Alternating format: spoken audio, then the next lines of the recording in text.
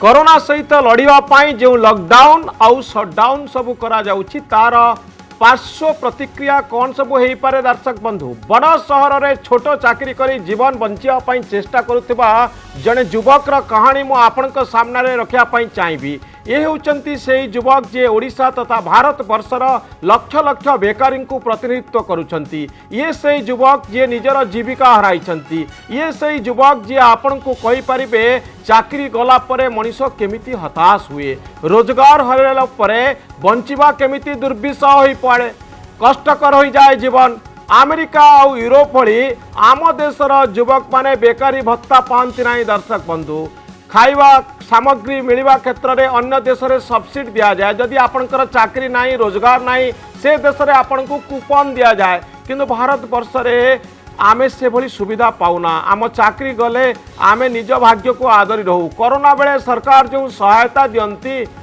आम देश में बेकारी से भली किछि न थाए चाकरी जीवा लोक से भली किछि न थाए आम देश में से भली सहायता मिले नाही लॉकडाउन आउ सटडाउन सबुआड़े समान दर्शक बंधु सबु देश में समान किंतु आम देश में दुकान बंद हो रोजगार बंद हो लोकंक कथा को बुझापी कहीं नथिबे भोक उपास घर भड़ा दे पारु नथिबार दुख पिलांकु स्कूल फी दे पारु नथिबार हताशा भितरे दिन कटुथिबो मु आपनकु जज भक्ति प्रसाद कहानी कहयापी चाहिए बापा माँ पिलांकु बहु कष्टरे पाठ पढ़ाई थिले मुंडर झाल तुंडरे मारी पुअर सबु इच्छा पूरण करुथिले बापा माँ कथारे पुओ पाठ भी पढ़िले बीटेक डिग्री भी हासिल कले पाठ सरिबा परे कैंपस रे चाकरी पाई पुणे रे काम आरंभ करदेले हेले कोरोना आसी सबु किछि ओलट पालट करदेला पुणे रे चाकरी करुथिबा कंपनी बंद होई गला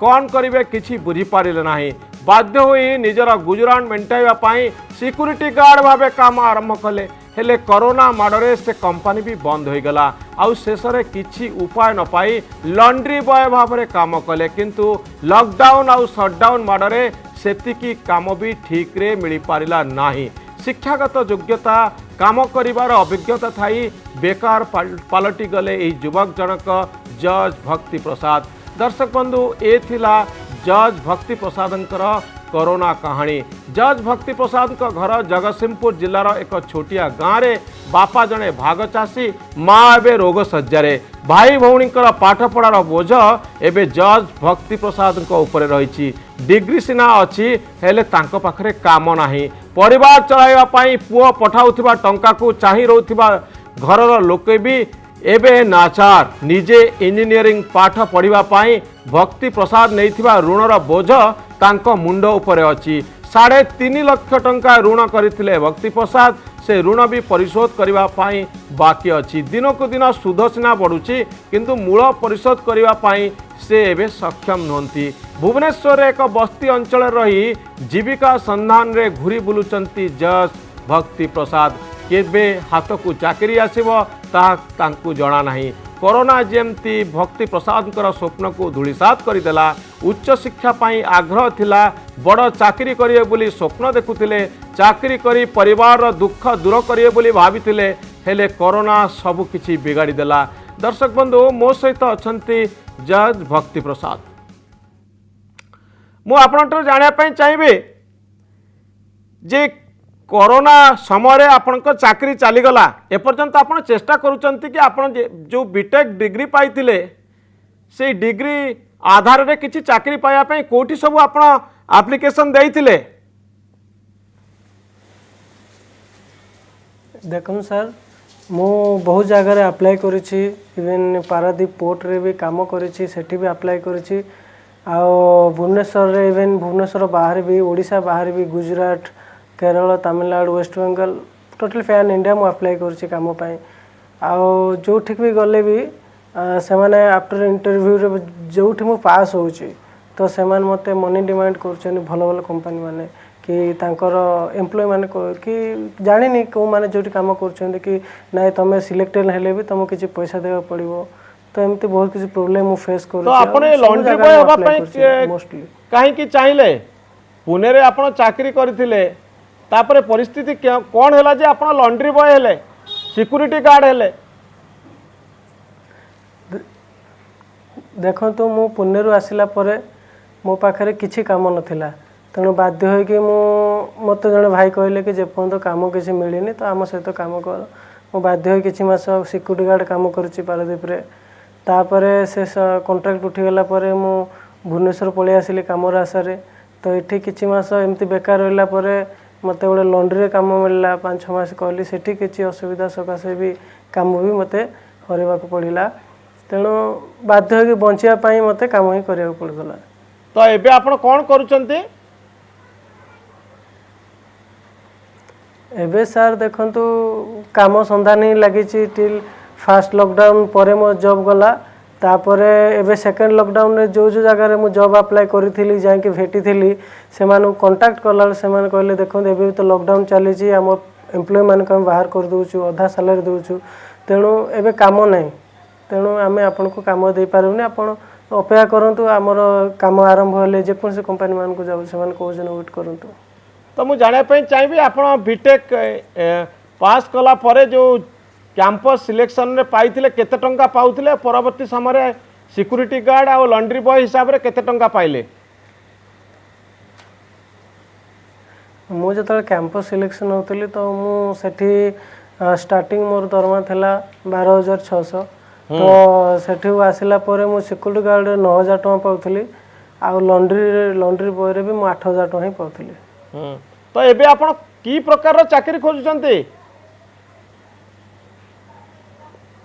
ଦେଖନ୍ତୁ ପ୍ରେଜେଣ୍ଟ ସିଚୁଏସନ୍ ନେଇକି ମୋର ବି ଆଶା ଅଛି କି ମୋତେ ଗୋଟେ ଭଲ ଜବ୍ ମିଳୁ, କିନ୍ତୁ ମୋତେ ଏବେ ଯେକୌଣସି ଜବ୍ ମିଳିଲେ ବି ମୁଁ କାମ କରିବି।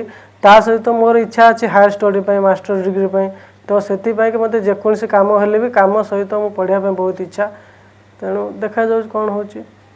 ତ ଆପଣ କ'ଣ ଭାବୁଛନ୍ତି ଯେ କରୋନା ଯୋଗୁଁ ଏଇଭଳି ପରିସ୍ଥିତି ସୃଷ୍ଟି ହେଲା, ଯଦି କିଛି ସହାୟତା ଥାନ୍ତା, ସରକାରୀ ସହାୟତା ଥାନ୍ତା, ତାହେଲେ ଆପଣଙ୍କୁ କିଛି ସୁଯୋଗ ମିଳିଥାନ୍ତା? ତ ଆପଣଙ୍କୁ କିଛି ସହାୟତା ମିଳିଛି କି ନାହିଁ? କିଏ ଭାଇ ବନ୍ଧୁ କିଏ ଆପଣଙ୍କ ସାଙ୍ଗସାଥୀ ଏମାନେ ସାହାଯ୍ୟ କରିବା ପାଇଁ ଆସିଛନ୍ତି କି ନାହିଁ? ନାଇଁ ସେମିତି ତ କେହି ନାହାନ୍ତି, ଯେହେତୁ ମୋ ପରିବାର ଏତେ ସ୍ୱଚ୍ଛ ନାହିଁ ପରିବାର, ତେଣୁ ଘରେ ତ ମୁଁ ସାହାଯ୍ୟ ଆଶା ରଖିନି।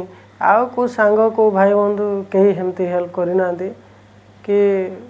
ତ ଆପଣ ଭାବୁଛନ୍ତି କି ଯେଉଁ ପ୍ରଶାସନ ପକ୍ଷରୁ ସରକାରଙ୍କ ପକ୍ଷରୁ ଲକଡାଉନ୍ ଆଉ ସଟଡାଉନ୍ କରାଯାଉଛି ଏଇଥିପାଇଁ କି ଆପଣଙ୍କ ଅବସ୍ଥା ଖରାପ ହେଉଛି, ଆପଣମାନଙ୍କ ଭଳି ଯୁବକମାନଙ୍କର ଅବସ୍ଥା ଖରାପ ହେଉଛି?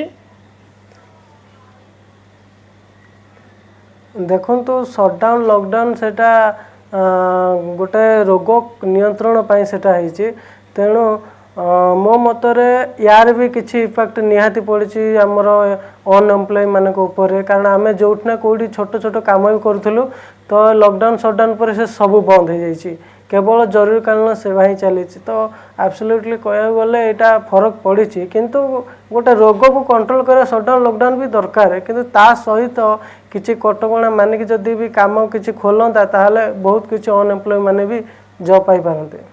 ତ ମୁଁ ଜାଣିବା ପାଇଁ ଚାହିଁବି ଭକ୍ତି ପ୍ରସାଦ ଯେ ବର୍ତ୍ତମାନ ସମୟରେ ଅଗଷ୍ଟ ମାସରେ ସରକାର ଘୋଷଣା କରିବା ପାଇଁ ଯାଉଛନ୍ତି ପରବର୍ତ୍ତୀ ସମୟରେ କେତେ ପରିମାଣର ଲକଡାଉନ୍ ରହିବ, କେତେ ପରିମାଣର ସଟଡାଉନ୍ ରହିବ। ତ ଆପଣଙ୍କର ମତ କ'ଣ? ବର୍ତ୍ତମାନ ସମୟରେ ଭୁବନେଶ୍ୱରକୁ କଟକକୁ ଏହାକୁ ସମ୍ପୂର୍ଣ୍ଣ ନିୟନ୍ତ୍ରଣ ମୁକ୍ତ କରାଯିବା ଉଚିତ କି?